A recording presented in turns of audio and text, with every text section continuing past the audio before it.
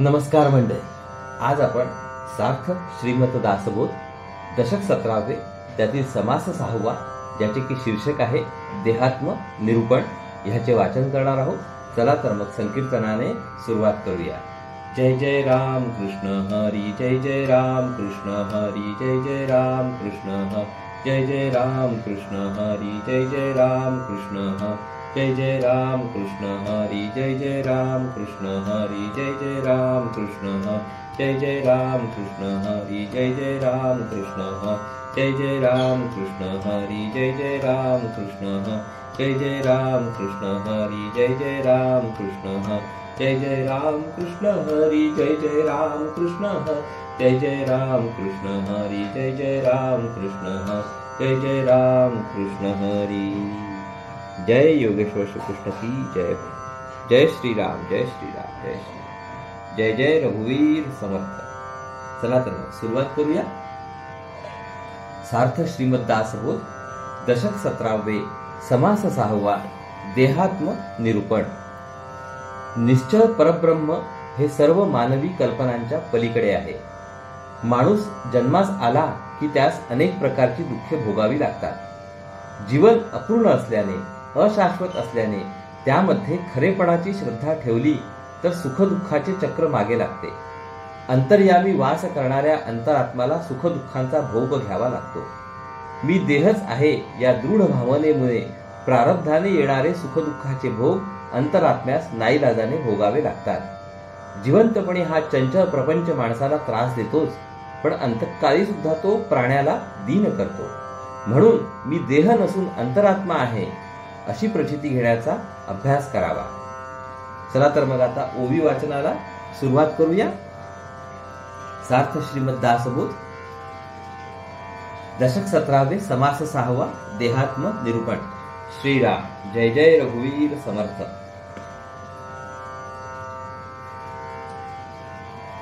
आत्म्याचा देहाशी संबंध आला की जीवनामध्ये माणसाला नाना प्रकारची दुःखे भोगावी लागतात. वास्तविक आत्म्यास सुखदुःखे नाहीत, पण देहात्मयोगाने त्यास त्यांचा अनुभव घ्यावा लागतो. आत्मा देहामध्ये असतो, नाना सुखदुःखे भोगितो, शेवटी शरीर सांडून जातो एकाएकी. आत्मा देहात राहतो आणि अनेक प्रकारची सुखदुःखे भोगतो. अखेर तो एकाएकी देह सोडून जातो. शरीरी शक्ती तारुण्यपणी, नाना सुखे भोगी प्राणी, अशक्त होता वृद्धपणी दुःखे भोगी. तरुणपणी शरीरात शक्ती असते, त्या जोरावर माणूस अनेक सुखे भोगतो. म्हातारपणी शक्ती क्षीण होते व मग अनेक दुःखे भोगावी लागतात. मरावे ना ऐसी आवडी, हात पाये खोडून प्राण सोडी, नाना दुःखे अवघडी वृद्धपणी. आपण मरू नये असे प्रत्येकास मनापासून वाटते, पण मृत्यू आला की हातपाय झाडून माणूस प्राण सोडतो. म्हातारपणी अनेक प्रकारच्या दुःखांनी माणूस अवघडून जातो. देह आत्मयांची संगती, काही एक सुख भोगिती, चरफड चरफडून जाती देहांत काही.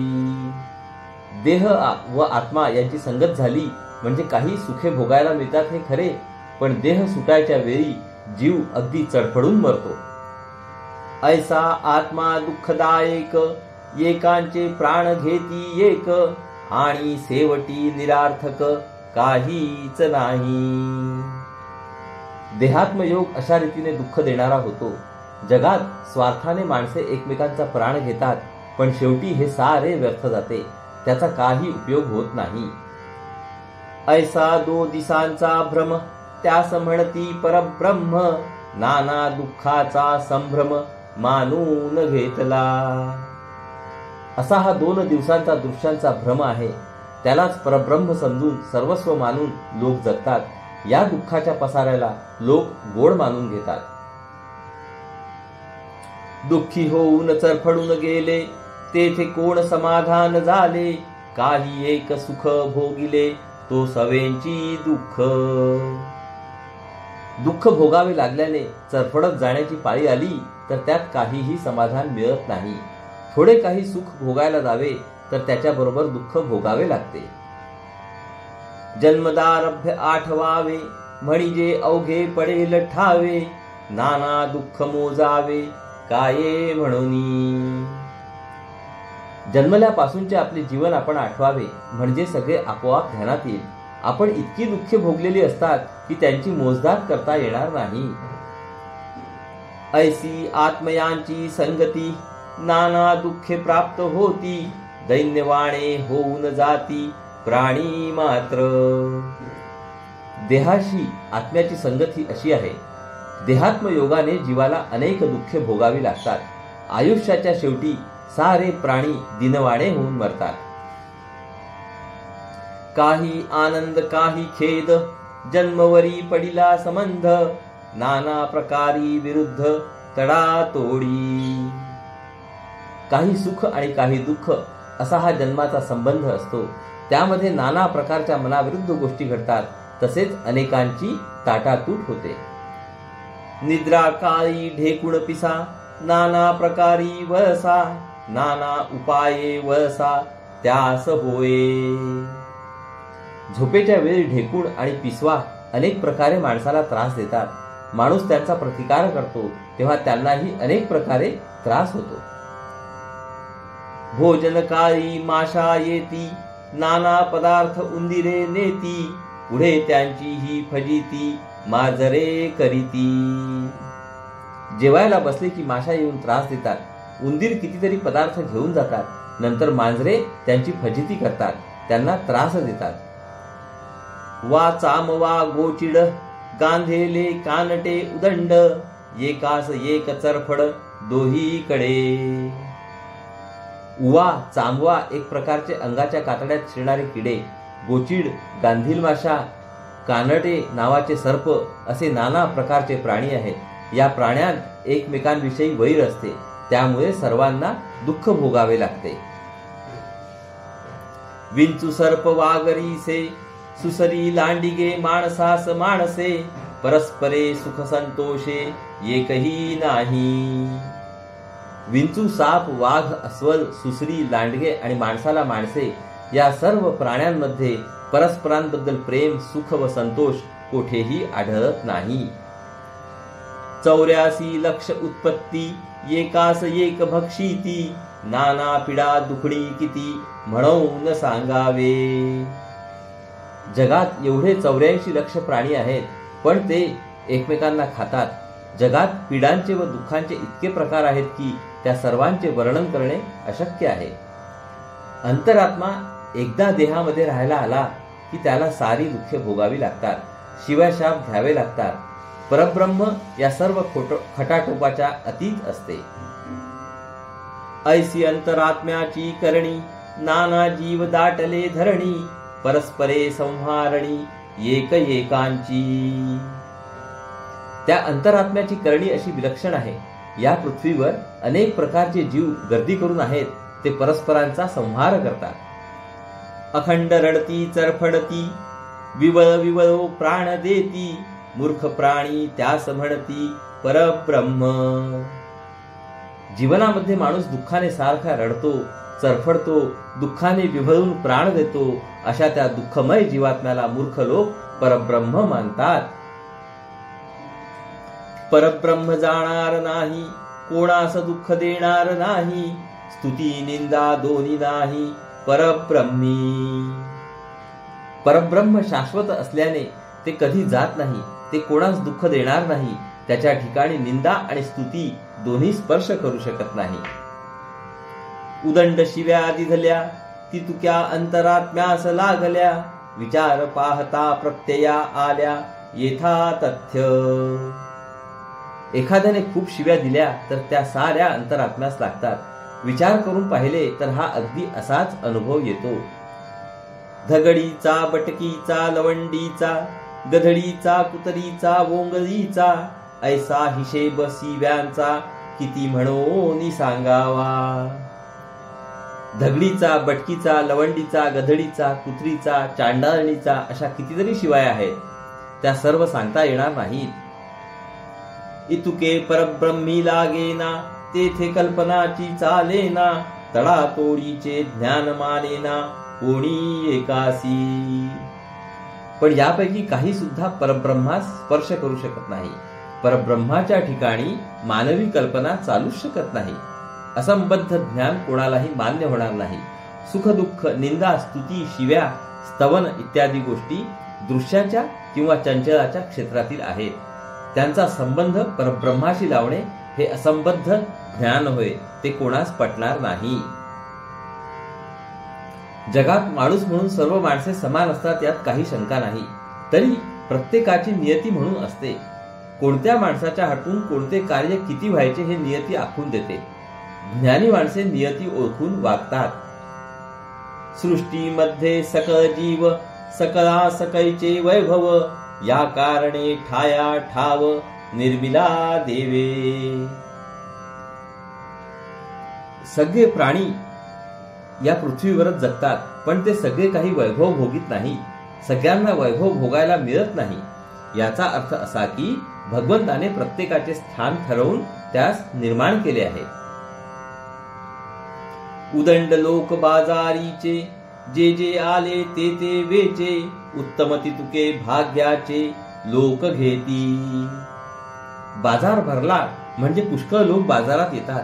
त्यापैकी बहुतेक माणसे अशी असतात की जो काही माल विकायला आला असेल तो ते विकत घेतात, परंतु त्यांच्यापैकी जे भाग्यवान असतात तेच तेवढे उत्तम वस्तू घेऊन जातात. त्याचप्रमाणे या संसाराच्या बाजारात बहुजन समाज प्रपंचाच्या मागे धावतो, पण थोडी पुण्यवान माणसे भगवंताच्या नादी लागून त्याची प्राप्ती करून घेतात. येणेंची न्याये अन्न वसन, येणेंची न्याये देवतार्चन, येणेंची न्याये ब्रह्मज्ञान प्राप्त व्यासारिखे. अन्न, वस्त्र, देवपूजा आणि ब्रह्मज्ञान यांच्या बाबतीत हाच न्याय लागू पडतो. माणसाचे अन्न, वस्त्र, त्याच्या हातून घडणारे देवतार्चन आणि त्यास प्राप्त होणारे ब्रह्मज्ञान या तिन्ही गोष्टी नियतीवर अवलंबून असतात. अवघेच लोक सुखी असती, संसार गोड करून नेती, महाराजे वैभव भोगती, ते करंट्यास कैचे. जगात सगळेच लोक सुखी असतात. आपला संसार जसा असेल तसा ते गोड करून घेतात, परंतु महाराजे जे वैभव भोगतात ते काही करंट्यांच्या वाट्यास येत नाही. परंतु अंती नाना दुःखे, तेथे होते सगट सारिखे, पूर्वी भोगिली नाना सुखे, अंती दुःख सोसवेना. माणसाला शेवटी अनेक प्रकारची दुःखे भोगावी लागतात. सर्व माणसांना ती सारख्याच स्वरूपात भोगावी लागतात. आयुष्यात आधी सुखे भोगलेली असल्यामुळे अंतःकाळी होणारी दुःखे सोसवत नाहीत.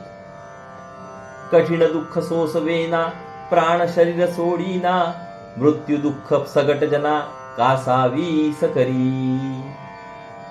कठीण दुःखे सोसवत नाहीत आणि प्राण तर जाता जात नाही. अशा रीतीने मरण काळचे दुःख सर्व लोकांना सारखेच कासावीस करून सोडते. नाना अवेवहीन झाले, तैसेंची पाहिजे वर्तले, प्राणी अंतकाळी गेले, कासावीस होऊनी.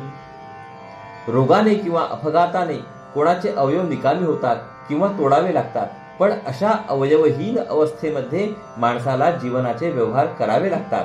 अशी सगळी माणसे अंतःकाळी कासावीस होऊन मरतात. रूप लावण्य अवघे जाते, शरीर सामर्थ्य अवघे राहते, कोणी नसता मरते, आपद आपदो. माणसाचे रूप काय किंवा सौंदर्य काय ते सगळे नष्ट होते. शरीरातील सामर्थ्य नाहीसे होते. जवळ कोणी असत नाही. अशा परिस्थितीत यातना भोगीत माणूस मरतो. अंतकाळ दैन्य दीन, सकळी कास तत्समान, ऐसे चंचल अवलक्षण दुःखकारी. अंतकाळ सर्वांना सारखाच असतो. त्यावेळी माणसाची फार दिनवाणी अवस्था होते. अशाश्वताचे दुःखकारक अवलक्षण हे असे आहे. भोगून अभोक्ता म्हणती, हे तो अवघीच फजिती, लोक उगेच बोलती, पाहिल्या विण. भोग भोगून अभोक्तेपणा ठेवावा अशी भाषा लोक बोलतात, पण ही सगळी फजिती आहे. खरे पाहिल्या वाचून लोक उगीच काहीतरी बोलतात. भोग भोगीत असता मनाने त्यापासून अलिप्त राहणे ही काही सामान्य गोष्ट नव्हे. देहदुःख आले असता मोठमोठे साधक अनुसंधानापासून खाली घसरतात. किंबहुना देह दुःख आणि दारिद्र्य या दोन अवस्थात भगवंतास यत्किंचित दोष न देता जो आपले अनुसंधान यथास्थित सांभाळतो तोच साधकाच्या पदावर स्थिर झाला असे खात्रीने समजावे. बाकीचे साधक खरे, पण परीक्षा पास झालेले साधक नव्हेत. अंतकाळ आहे कठीण, शरीर सोडिना प्राण, बराड्या सारिखे लक्षण अंतकाळी. अंतकाळ फार कठीण आहे. जीव वासनेत गुंतल्यामुळे प्राण शरीराला सोडता सोडित नाही. त्यामुळे सामान्य माणसाची अवस्था एखाद्या दुकाळलेल्या भिकाऱ्यासारखी अगदी दिनवाणी बनते. इति श्रीदासबोधे गुरु शिष्य संवादे देहात्मनिरूपण नाम समास 6वा. तर श्रोते हो, अशा रीतीने आपले या ठिकाणी दशक 17व्या मधील समास 6व्याचे वाचन पूर्ण झाले आहे.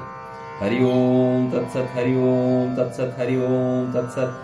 हरे कृष्ण कृष्ण कृष्ण हरे हरे, हरे राम राम राम हरे हरे, हरे कृष्ण कृष्ण कृष्ण हरे हरे, हरे राम राम राम हरे हरे, हरे कृष्ण कृष्ण कृष्ण हरे हरे, हरे राम राम राम हरे हरे, हरे कृष्ण कृष्ण कृष्ण हरे हरे, हरे राम राम राम हरे हरे, हरे कृष्ण कृष्ण कृष्ण हरे हरे, हरे राम राम राम हरे हरे, हरे कृष्ण कृष्ण कृष्ण हरे हरे, हरे राम राम राम हरे हरे, हरे कृष्ण कृष्ण कृष्ण हरे हरे, हरे राम राम राम हरे हरे, हरे कृष्ण कृष्ण कृष्ण हरे हरे, हरे राम राम राम हरे हरे, हरे कृष्ण कृष्ण कृष्ण हरे हरे, हरे राम राम राम हरे हरे, हरे कृष्ण कृष्ण कृष्ण हरे हरे, हरे राम राम राम हरे हरे.